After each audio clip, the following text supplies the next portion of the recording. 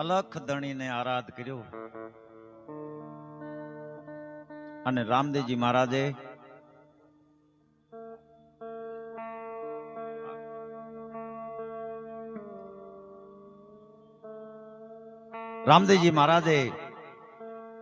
કર લંબાવી અને માલદે દોઢી દરવાજે ઉભો તો બગલમાં મોજડી.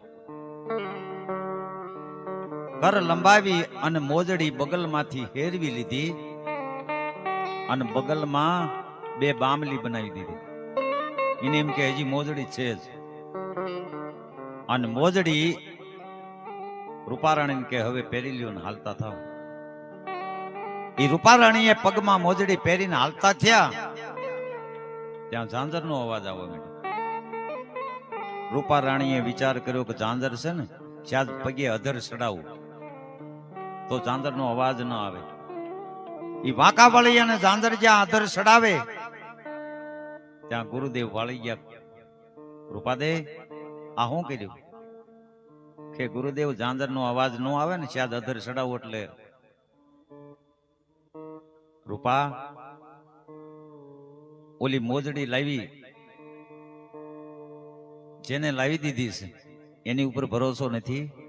ઉતારી નાખ ઝાંઝર નીચા. અને ઝાંઝર નીચે ઉતારીને હાલતા થયા. સમ સમ સમ સમ અવાજ આવે અને દોઢી દરવાજે ગયા. ઉગાડી તલવાર લઈને માલદેવ ઉભા છે અને હાકલો કર્યો ક્યાં ગઈ હતી. શબ્દ ઉપર ધ્યાન આપજો. રૂપારાણી શું કહે છે? હું બગીચે ફૂલ લેવા ગઈ હતી. શું કીધું? આપણે રાજાઓનો એવો નિયમ છે કે લગ્ન કરીને આવે ને એટલે એક રાત બગીચાના ફૂલ લેવા જવા માટે રાજાનો વારો હોય અને એક રાત મારો વારો હોય. એટલે આજ મારો વારો હતો. હું બગીચે ફૂલ લેવા ગઈ હતી. તો કે આ થાળમાં શું છે કે બગીચાના ફૂલ.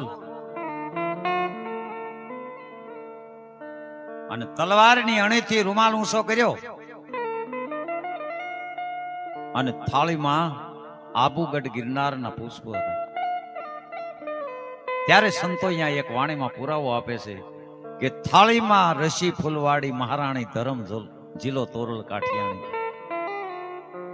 અને આમ જ્યાં માલદે નજર કરી બગીચો દેખાણો, ફૂલનો ઢગલો દેખાણો અને ફૂલના ઢગલામાં રૂપાદે અને માલદે સિવાય ત્રીજું કોઈ હતું. આ સુરતા અને શબ્દની વાત છે. સંતોના જે શબ્દ મુખના છે ને એ પુષ્પ છે. એની સુગંધ, એ પુષ્પની સુગંધ લેવા માટે ભમરા ક્યાંયથી બગીચે આવે છે. અને એ બગીચો કાગબાપુ તો એમ લખે કે 52 ફૂલનો બાગ. આ 52 તત્વનો દેહ છે ને આને બગીચો કીધો છે. અને આની અંદર સુરતા અને શબ્દની આ વાત છે. અને આ દ્રશ્ય જોયું અને માલદીએ કીધું કૃપાદે હવે મને આ માર્ગ દેખાય.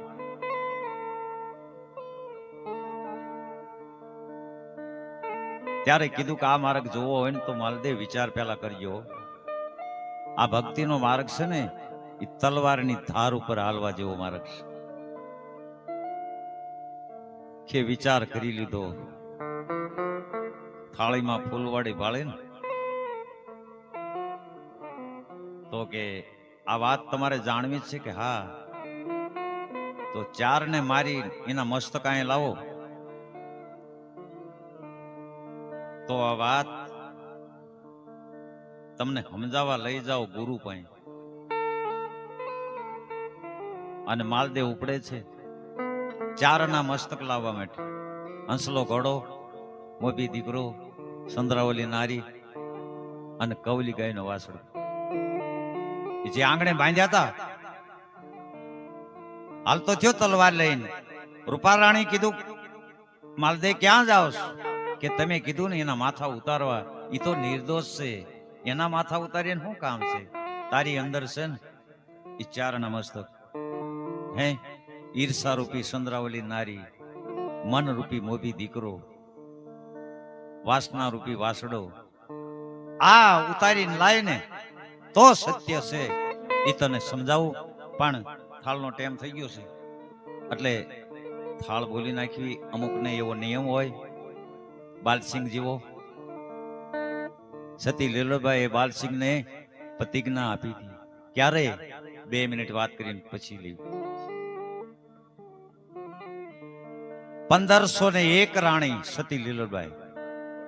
1500 રાણી તો કુંભારાણાને હતા અને નવા રાણી જે સતી લીલોબાઈ આયા એને 1501 મહેલ સોંપી દીધો. પણ સતી લીલોબાઈએ કુંભારાણાને એટલું કીધું હતું કે મારે વ્રત 100 મહિનાનું છે, 100 મહિના સુધી કોઈ પુરુષનું મોઢું હું નહીં જોઉં. કુંભારાણા કે કાલ 100 મહિના પૂરા થઈ જાય છે અને મહેલ સોંપી દીધો.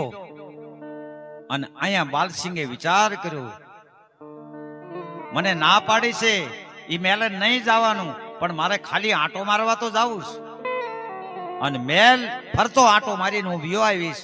અને મહેલની નજીક ગયા ને ત્યાં તો ભજન સંભળાણા.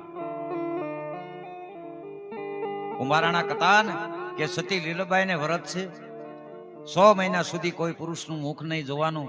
અહીંયા તો પુરુષનો અવાજ આવે છે ભજનમાં. અને દરવાજો ખખડાયો, દરવાજો ખખડાયો, અંદરથી અવાજ આવ્યો. કોણ છે દરવાજે? હું તમારો દેર બાલસિંહ. ભાભી કમાડ ઉગાડો. આ કમાડ નહીં ઉગડે, 100 મહિનાની અવધિ છે ત્યાં સુધી. ભાભી આ તમારી શું રમત છે એ હું બહાર સાંભળું છું, એ મારે જોવી છે. એટલે સવારામ બાપાએ ગુરુ મહિમામાં લખ્યું કે ગુરુના ઘરમાં રમત જોઈ મેં એવી. આ મારે ગુરુ ઘરની રમત જોવી છે, દ્વાર ખોલો. ઈ કે હું કહું ઈ આજ્ઞામાં પાળશો? બાલસિંહ કે પાળવા તૈયાર છો. અને દરવાજો ખોલ્યો, અંદર ગયા અને સતી લીલોબાઈએ 5 પ્રતિજ્ઞા આપી. આનું પાલન કરવું પડશે હો, અને આને પડદે રાખવું પડશે. અને 5 નિયમ આપ બધા જાણો છો કે અસત વસ્તુ થતી હોય ત્યાં ઊભું ન રહેવું. હે કોઈની પણ એપ જોવી નહીં, જોવી તો કોઈને કહેવું નહીં. ત્રીજું, અસત વસ્તુ થતી હોય ઊભું રહેવું નહીં. અને ક્યાંક ભજન હોય તો ભાવથી ભજનમાં જાવું, અને જાવું નહીં તો પરસ્યાદી લીધા સિવાય ઊભું થવું નહીં. એટલે અમુકને નિયમ હોય, ઠાકર થાળે કરી નાખી. બોલો સદગુરુ મહારાજની. અને બિન બે જશોદામાં આ રાણી રૂક્ષમણી પીર છે, તમે યારો ગો નંદ કુમાર. એ વેલા વેલા આવો મારા વાલમાં.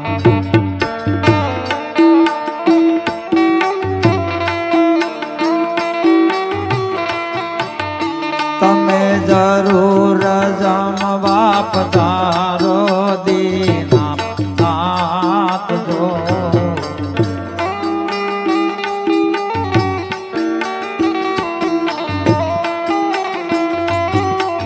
ગામને પસવાડે મારી ઝૂંપડી.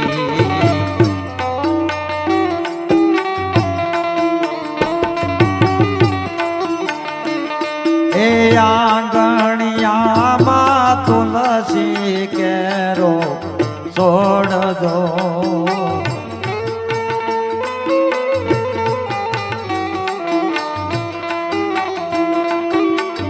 આપેલા એ દાણે ફરી વેલા આવજો.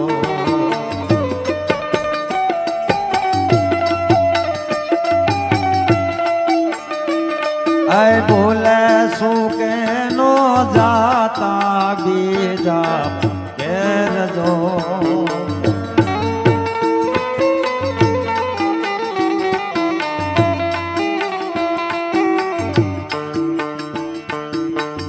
आनी रे कांते थी बनायो कीसड़ो.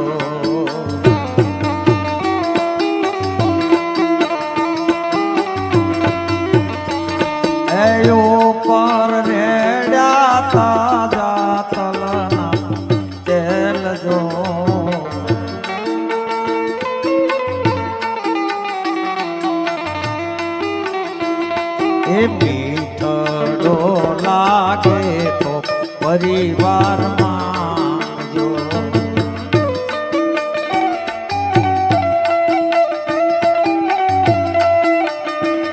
એ શરમાતા નય સુંદર મારા શ્યામ જો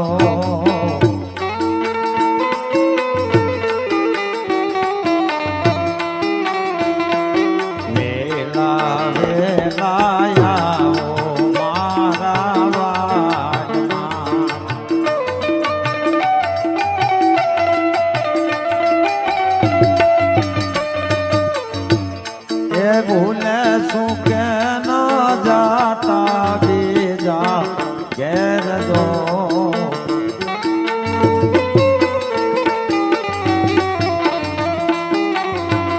એ વેલા વેલા મારા વાડમાં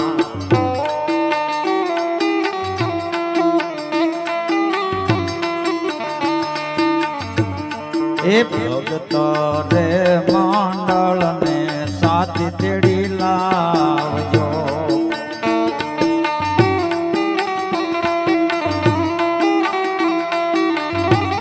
એ ગરીબ ઘરનો લેવાને પરસાવજો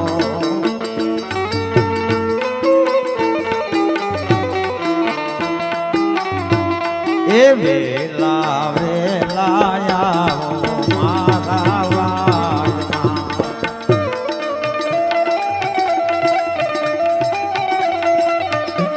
એ જરૂર જમવા પધારો દીનાનાથ જો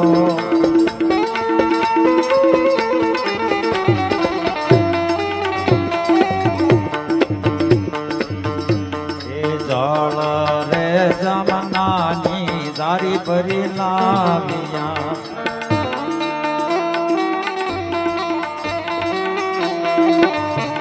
હે આસમાન કરો ને મારા શ્યામ લો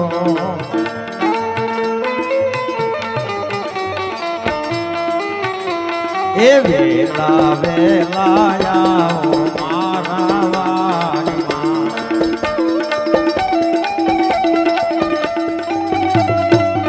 તમે જરૂર જમવા પધારો દીનાનાથ જો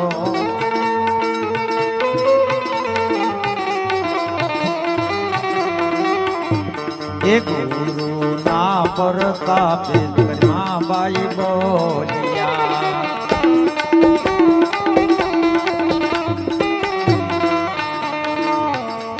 એ દેજો યમને સાધુ શરણે વાસ દો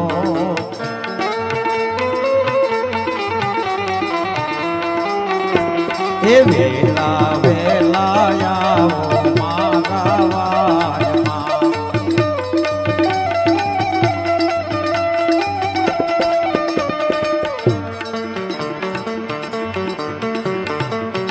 તાળી પાડીને રામ રામ બોલજો રે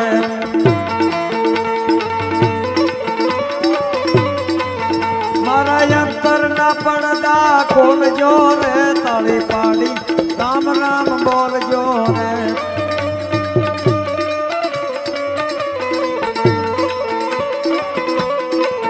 તાળી પાડી હરિચંદ્ર રાજવીએ ટેક રાખી તારા મતી રાણીએ રે તાળી પાડી રામ રામ બોલજો રે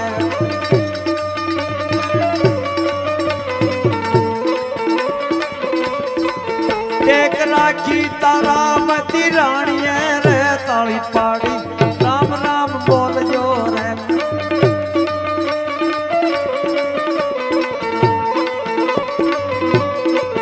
ઓમ નમઃ શિવાય ઓમ નમઃ શિવાય ઓમ નમઃ શિવાય નમઃ શિવાય ઓમ નમઃ શિવાય